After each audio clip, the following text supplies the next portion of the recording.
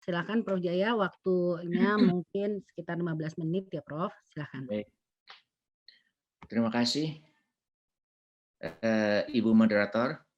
Bismillahirrahmanirrahim. Assalamualaikum warahmatullahi wabarakatuh. Pertama-tama ingin saya mengucapkan terima kasih kepada Ibu Rahmi sebagai Ketua UAI beserta semua stafnya yang tidak mungkin saya satu persatu saya sebut karena saya udah kenal juga semuanya sih ya. Pada kesempatan ini saya diminta untuk menjadi keynote speaker. Saya bingung, keynote speaker itu apa sih ya? Yang pasti saya tidak akan menyinggung mengenai masalah penyakit khusus yang akan disampaikan oleh para ahlinya, tapi saya hanya secara umum akan menyampaikan mengenai masalah kanker pada anak. Mohon slide.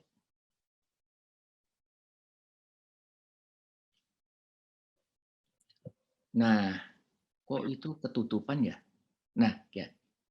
Nah, saya ingin membahas sedikit masalah kanker pada anak yang mungkin ada sebagian sejawat atau pemirsa yang lainnya belum begitu mendalami ya mengenai satu epidemiologinya, diagnosisnya, modalitas pengobatan, outcome dan long term survival. Ya. Lanjut.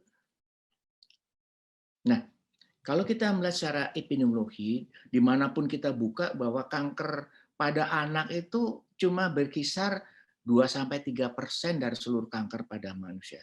Kelihatannya dikit ya, tapi dikit itu membawa dampak yang luar biasa. Salah satunya beberapa kali saya temukan, misalnya anak baru 1, kena kanker, gitu ya. Jadi bingung orang tuanya. Kemudian usia timbulnya itu bervariasi cukup luas, dari bayi sampai remaja, dan berkaitan juga dengan jenis kanker. Misalnya kita sering juga beberapa kali menemukan bayi baru lahir sudah kena leukemia, kemudian baru beberapa bulan sudah kena retinoblastoma, ya. Dan kalau pada nasofaring biasanya lebih besar lagi, ya ketanyaannya. Nah, dan ini pada kanker pada anak itu dapat tumbuh dari berbagai organ tubuh, ya. Tentu yang organ-organ yang masih anak-anak, ya. Misalnya testis sudah ada bisa, ovarium bisa. Biasanya sih payudara hampir tidak ada, ya. Hampir ada, kadang di laporan juga ada 1-2. Nah, kemudian ada di dalam penelitian itu keterlibatan ras dan etnis. Salah satu misalnya retinoblastoma.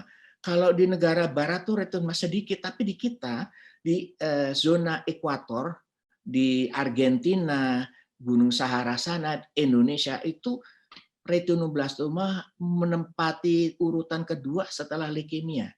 Ya. Nah, kemudian ada juga yang mengaitkan dengan lingkungan, misalnya virus. Salah satu yang jelas adalah virus yang kita kenal sebagai virus Epstein-Barr. Nah, ini yang dikaitkan dengan kanker nasofarinx. Ya. Ada juga yang seperti human papilloma virus, ya itu yang dikaitkan dengan kanker serviks. Makanya itu ada imunisasinya. Tapi yang Epstein-Barr ini belum ada imunisasinya. Ya. Nah, sosial ekonomi itu dikaitkan dengan kondisi imunitas yang rendah.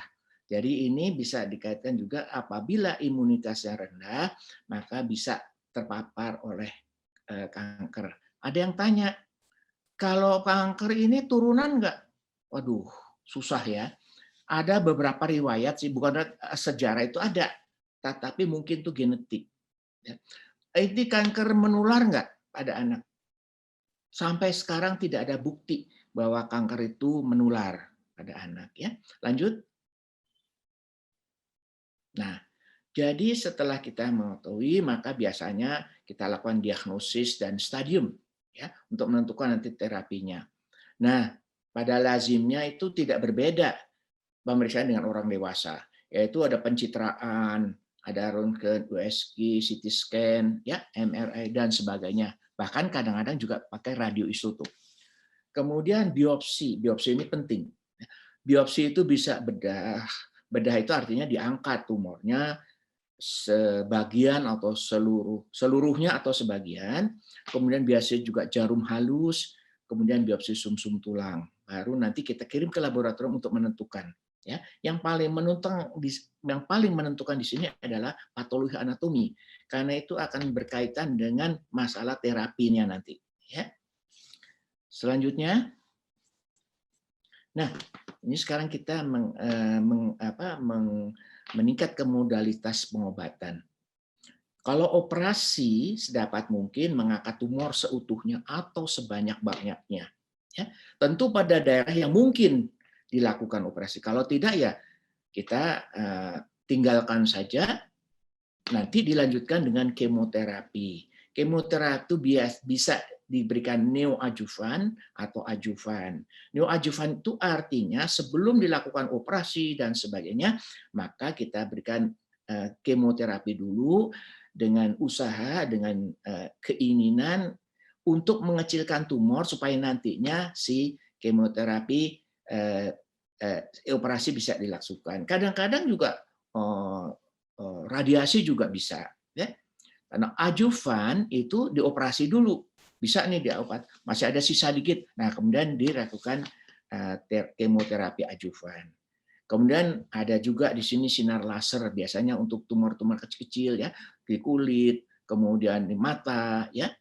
Nah, kemudian radioterapi di sini saya nggak banyak karena nanti ada ahlinya. Nah, biasanya sih beliau nanti akan menjelaskan mengenai radioterapi pada anak yang biasanya kita sebut nama istilahnya brachytherapy, karena ini bisa mengurangi efek samping dari dari radioterapi radiasi pada anak, ya. Kemudian kombinasi seperti pada yang akan datang ini bisa dilakukan kombinasi terapi antara kemoterapi dan radioterapi. Mana yang dulu itu tergantung dari situasi tumornya, bisa bersama-sama, bisa diberikan kemoterapi dulu, kemudian setelah kemoterapi disinar. Jadi seolah si kanker itu disensitisasi dulu sama obat, kemudian disinar sehingga efek mematikannya dari radio lebih banyak. Kemudian yang terakhir ada targeted terapi. Targeted itu sudah sebagian dilakukan di dewasa, tapi pada anak itu masih terus dalam penelitian. Targeted terapi artinya begini, kita sasar si tumor itu, si sel tumor itu, dan biasanya ini dengan obat, ya, dan kita antibody, monoklonal antibody, ya. Nah, kenapa kita tetap mengupayakan targeted terapi? Karena nanti yang disasar itu betul-betul si tumor, yang normal-normal tidak. Tapi kalau kita kemoterapi, kita radioterapi, biasanya yang normal pun juga akan kena gitu ya. Tetapi untuk mengurangi itu maka kita akan berusaha mengecilkan sasaran, jadi dengan targeted terapi. Lanjut.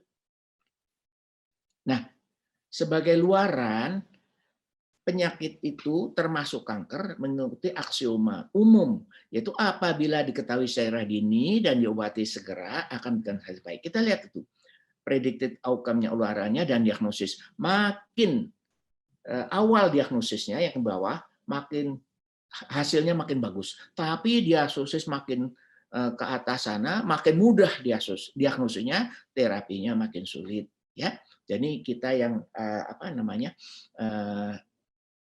selalu memberikan saran, informasi, penjelasan. Kalau ada sesuatu kecurigaan, cepat dibawa, ya, jangan ditunda-tunda. Lanjut. Nah, hasil akhir, ya, hasil akhir ini penting. Ini yang saya sebutkan sini yang sembuh, ya, sembuh tanpa sequelae. Cacat itu banyak tuh ya, tapi ada juga yang dengan sequelae. Misalnya apa? Misalnya matanya harus diambil satu, ya,